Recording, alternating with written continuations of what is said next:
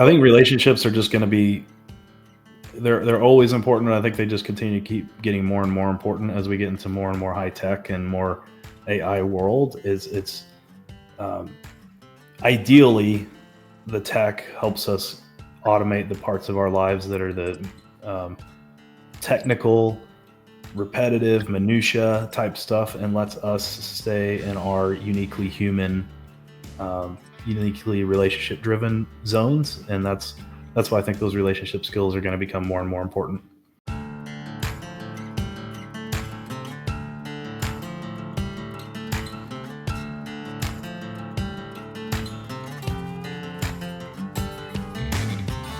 Constructing your life is about much more than just building a bank account.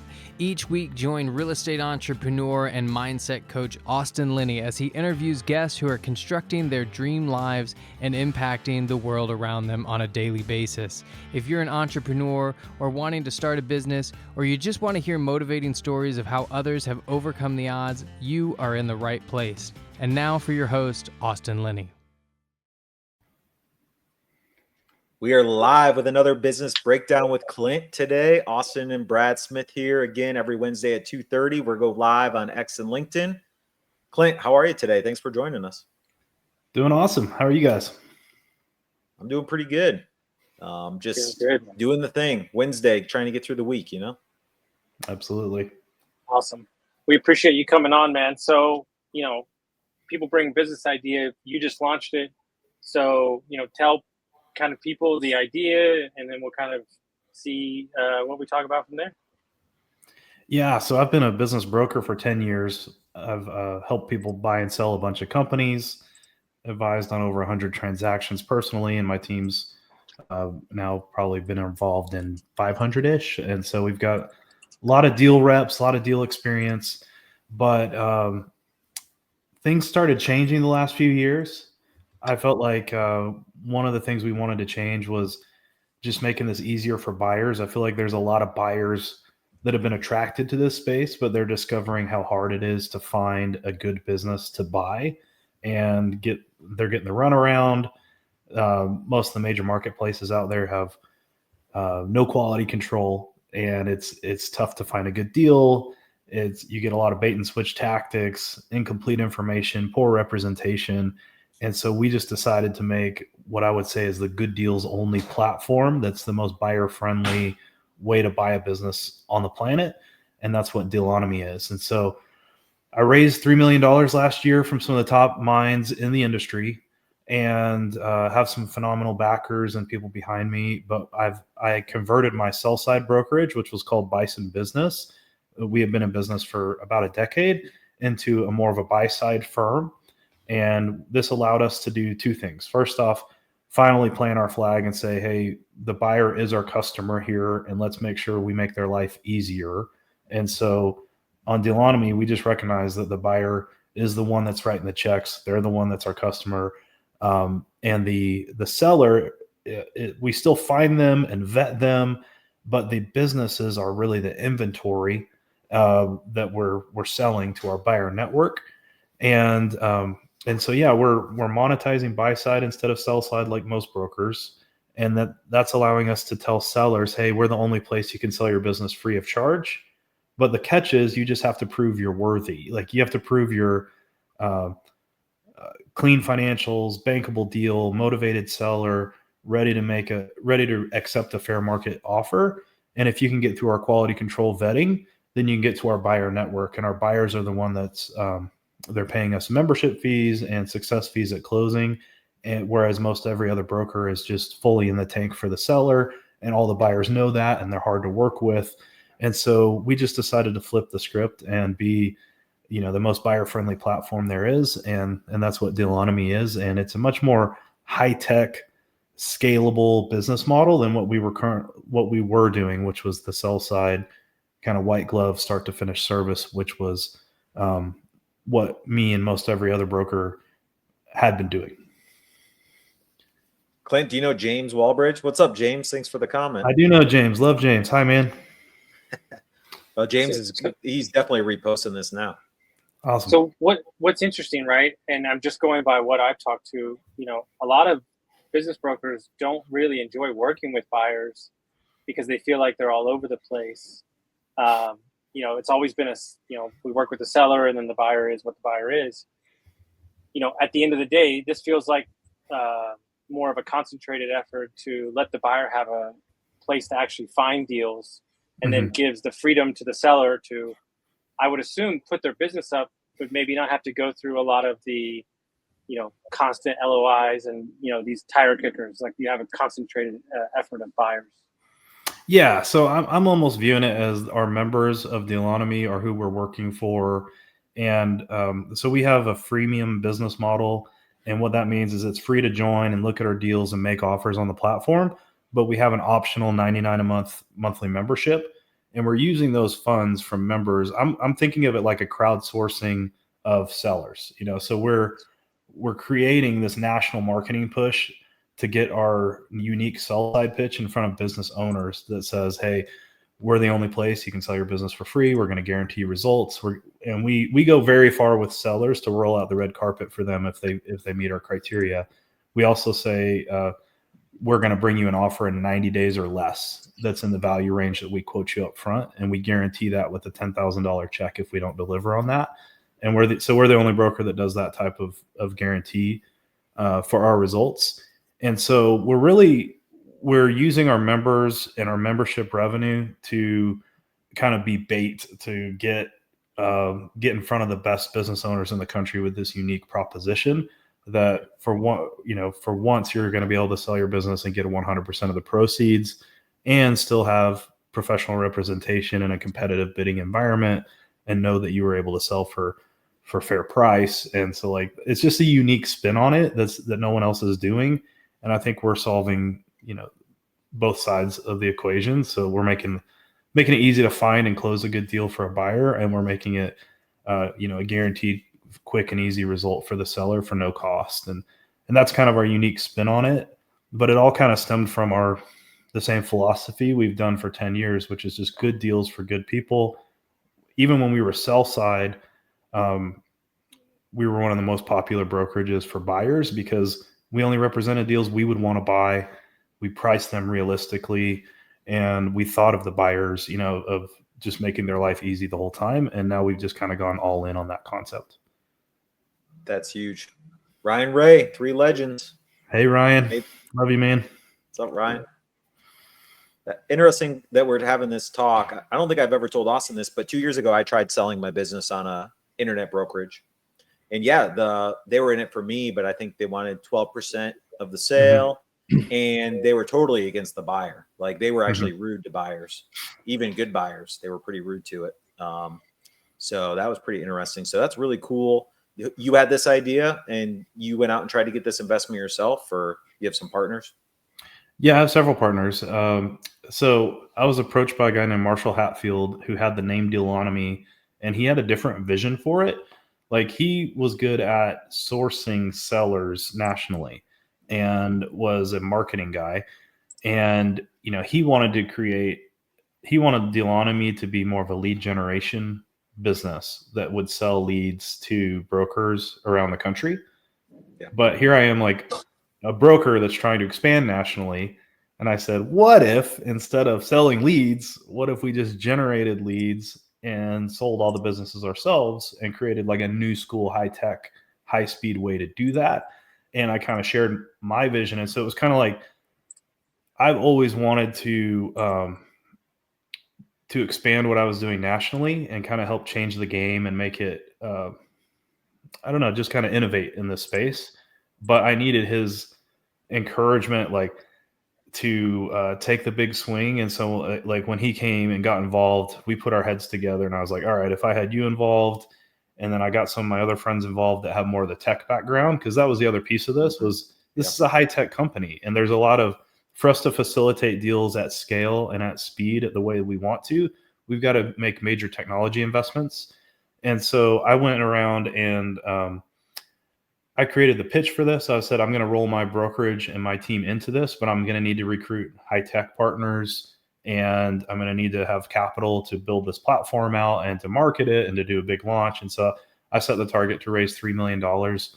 Ended up doing that in about 90 days, but then that allowed me to get like a dream team of a COO around me. That's a wonderful COO that's got a tech background. So I was able to get the CTO I wanted, the COO I wanted, the CMO I wanted, to really kind of shore up the Bison Business Deal team that came along with me. And so it's a collaborative effort for sure. Well, I think what's interesting, right? It's like I already know, who you are as a person, and your reputation speaks for itself. And I know that you would be successful. This is a very innovative idea. But I'm almost more intrigued by the people that bought into you, that are on your board. I know because I've seen pictures. I mean, Yeah. You want to talk about an all-star rock star team. I mean, you really have something here.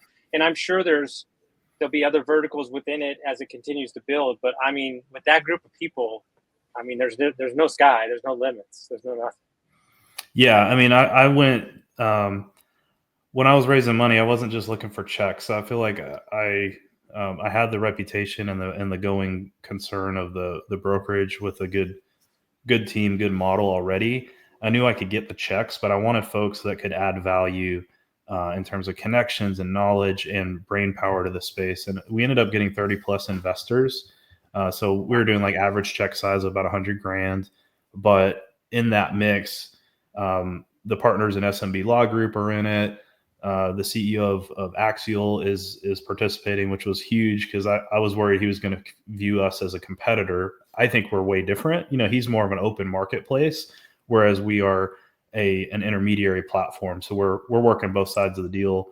We don't allow other intermediaries to put their deals on our platform. Like we source all the sellers ourselves, negotiate all the deals ourselves. And so he saw that vision that there needed to be some disruption and innovation in this space. And so was super excited to have Peter Lehrman involved, who's got 15 years of experience leading Axial out of New York. Walker Deibel, one of the guys I really look up to that wrote Buy Then Build, probably the best-selling book in M&A. They're using it as textbooks in a lot of the MBA ETA programs. He's one of our lead investors, and super happy to have Walker involved on our advisory board. And so you name it, like we've got kind of like an all-star cast behind us. And that really inspired me to take a risk and raise money and make big promises and roll my entire, 10 years of database and team and business into this thing. And so for me, yeah, it was really a leap of faith, pushing all my chips into this thing, but so far so good. We're on the market for a little more than a month. Our deal pipeline is already over $100 million of enterprise value. We're growing. We're signing up several new sellers a week right now. So like I'm anticipating by a year from now, we'll probably have 100 active deals at a time and probably several hundred million, like $300, $400, $500 million of enterprise value on this platform. And so it's working. We're getting that momentum early, and we're just excited to ride that and see how far we can scale this thing and grow this thing. That's awesome.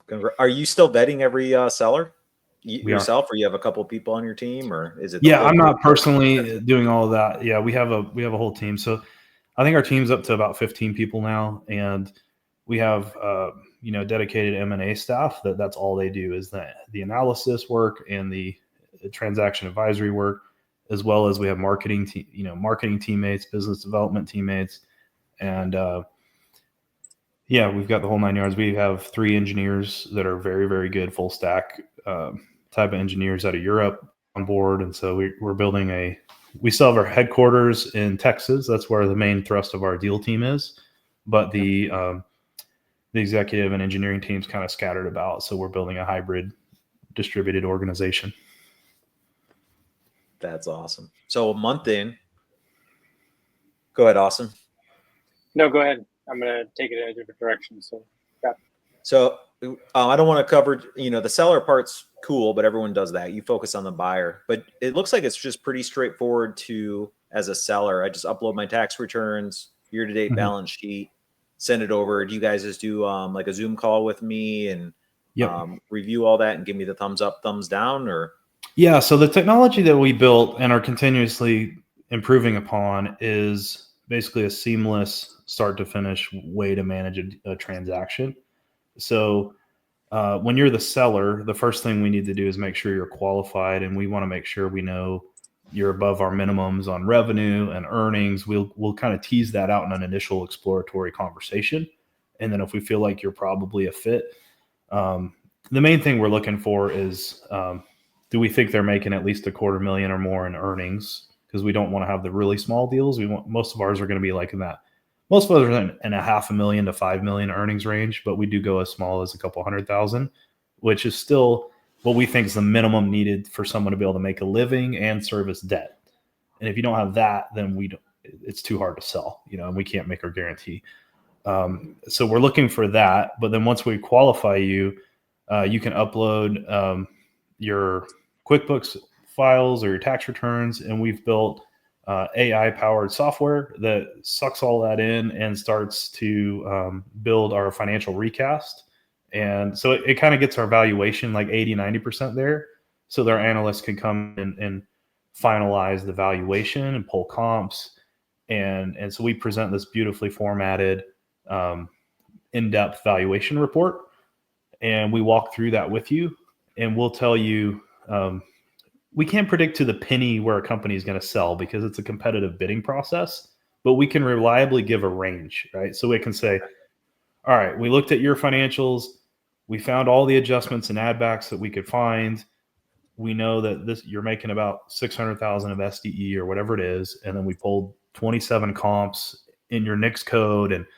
And we think when we overlay your numbers over the comp databases, you're going to get at least, say, 2 million for your business, but not more than 2.5, but we'll be able to say the low and the high end of that range.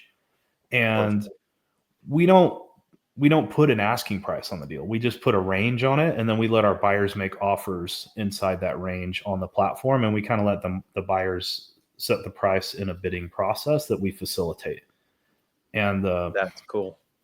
Yeah. And then the tech, it just looks like, all right, if you're a buyer, you register, you build a profile, and then you can browse the deals, sign NDAs right on the platform. When you sign an NDA, you get dumped straight into instead of waiting on an email with the SIM attached, it's right on the website. So you just go straight into the deal room. It's got everything that a really good SIM will have. Plus it has interactive features like question and answers, chat. It has a video interview with the seller, so you can feel like you got to know who the seller is and why are they selling, and all those important questions covered with us in a podcast style interview. And then you can make an offer right on the platform. We have an LOI builder where you can just like slide sliders, answer yes or no questions, and it builds a legal document for an LOI right on the platform that our legal team has totally blessed. So yeah, you can make offers right on the platform, get your offer accepted on the platform. That dumps you straight into a diligence room that already has 80-90% of what you're going to need already in there. And so we're just trying to remove all friction from the process and make a high-tech approach where it just goes stage to stage to stage on the website with as little friction as possible and as high speed a manner as possible. But we still have professional, friendly folks helping you every step of the way on that high-tech platform. So that's what we're building here. That's huge. And of course, you built it with some AI in there. Have to say AI for any potential investors listening. It's the hot buzzword. Yeah. No, but I mean, we really are looking for ways to deploy it just for anything that can be done faster or more intelligently. I don't think it's going to ever remove the relationship part of this process, but it can certainly make some of the repetitive parts go much easier and more smoothly. No, I mean, I'm sitting here just blown away because, I mean, buying a business is so hard, and it just takes forever, and the broker doesn't respond. Just having that all in. But what I'd be curious about, and I'm sure you can't demand this, but I'd be curious. Do you have certain vendors like a QE, a lawyer, like that the buyer has to work with, so you can keep everything dialed in stream, or can they bring in their own? Or eventually, you prefer that they use yours, so you just know they're going to deliver? Yeah, so we do some stuff in-house, but then we use trusted third parties for a lot of it too. And we can't ever demand a buyer use a certain lawyer or a certain bank, et cetera, but we can influence it. And so the way we do that is we have preferred quality of earnings providers, preferred attorneys, preferred lenders living on the platform they have their own accounts. They can see the deals as they come in. So banks will pre-qual the deals and put their, they'll put their stamp of approval on it that says, we check this out. If you're a qualified buyer, we'd love to make you a loan on this. And they're folks that we know are closers that are reliable lenders that'll get the deal done.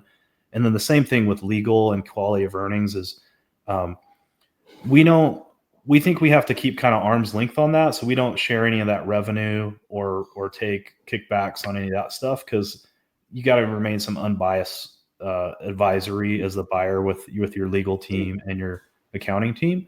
But we know M&A attorneys that are great, like the SMB Law Group guys that are in cahoots with us here, but they're a very respected firm. And when you're building your LOI on our builder, one of the questions it asks you is, are you going to use one of our preferred M&A attorneys? And we have a list of those. Or are you going to bring your own? Yes or no? And if it's no, who's going to be your attorney? We want to know who that is. And you say that right on your LOI. We ask the same thing about the bank. We'll say, like, are you going to use one of the Dealonomy preferred SBA lenders? Yes or no? If no, who's your bank? And when we have multiple competing offers, and the seller's asking us who we like the best, like, we obviously prefer folks that use the folks that we already know are good. The banks that we've closed lots of deals with, we always prefer. Same with the attorneys. And so when you bring an unknown attorney or an unknown bank, it just is a red flag a little bit, because that adds potential risk to the closing that we know someone we're not familiar with. So what I want to do, because I know that anytime you get a platform, you'd like to hand out do's and don'ts because you deal with a lot of people. How do you position yourself as a good buyer, and what do you need to be focused on? Yeah, I think, the good buyers are just good listeners. Like, Austin, you're exhibit A on this. Like, the way you approached your deal was so smart, and just building that relationship and going deep with that seller. But instead of just living in the spreadsheet, running the math, using the template, shooting the offer in, if you can take the time to watch the video, in the video I put on every deal, I always go into, like, why are you selling? What's next for you? What's your dream deal look like? What's the perfect buyer in your mind? I ask those personal questions. And so a good buyer is a good listener, and you can present yourself in a way that gives the seller what they're really looking for. And it's not always just dollars and cents. It's the future they're looking for, the relationships they're looking for. They may say that, they really care about you taking care of their people. They want to be able to check back in from time to time. And if you can craft an offer, craft a cover letter, you can even upload a video introducing yourself and put it in with your LOI on the platform.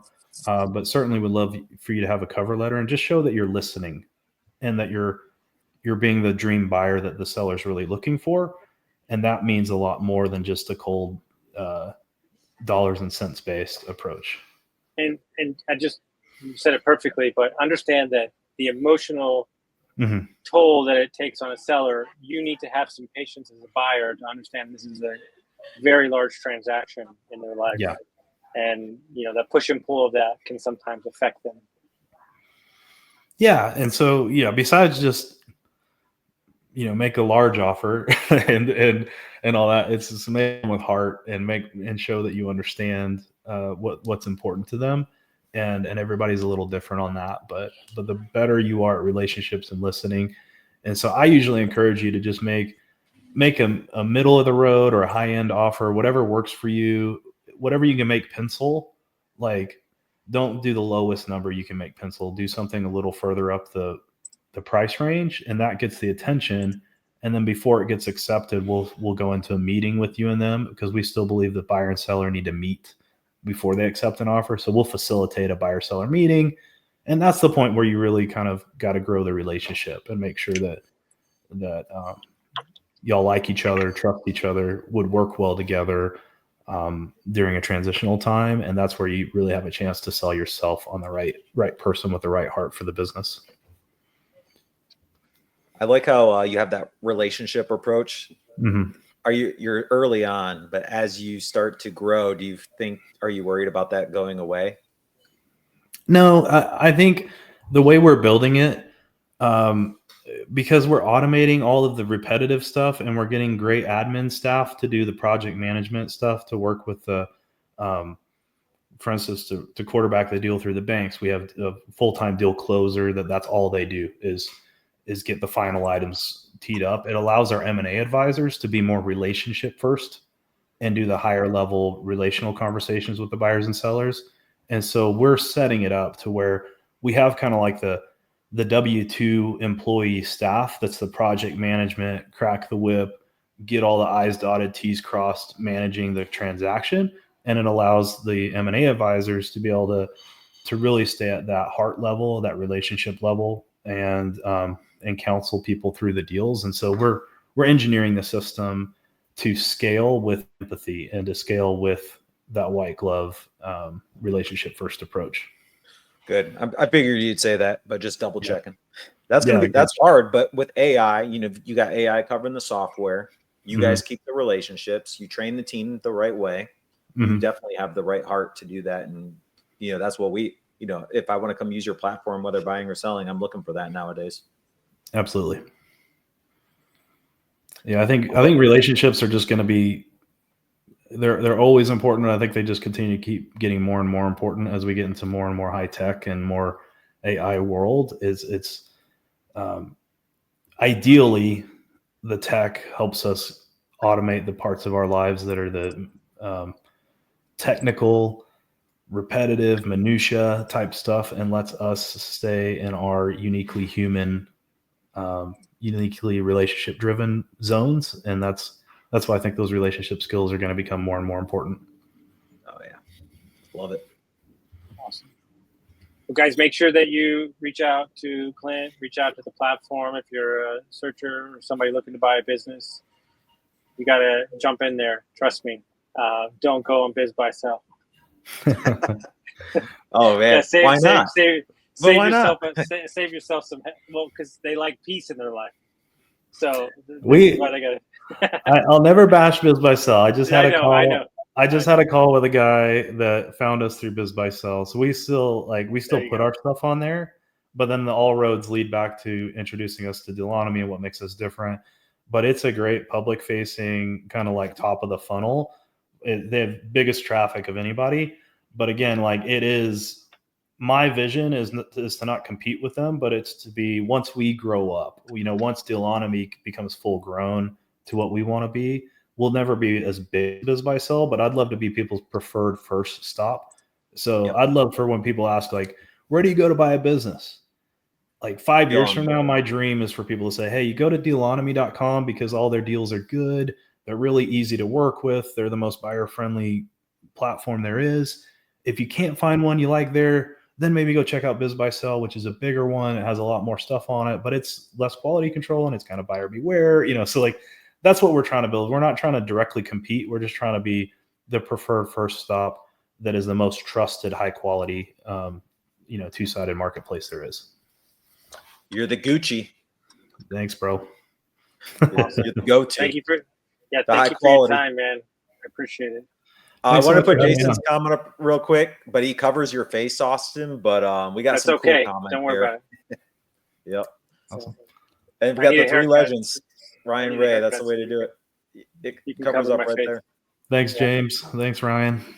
That's right.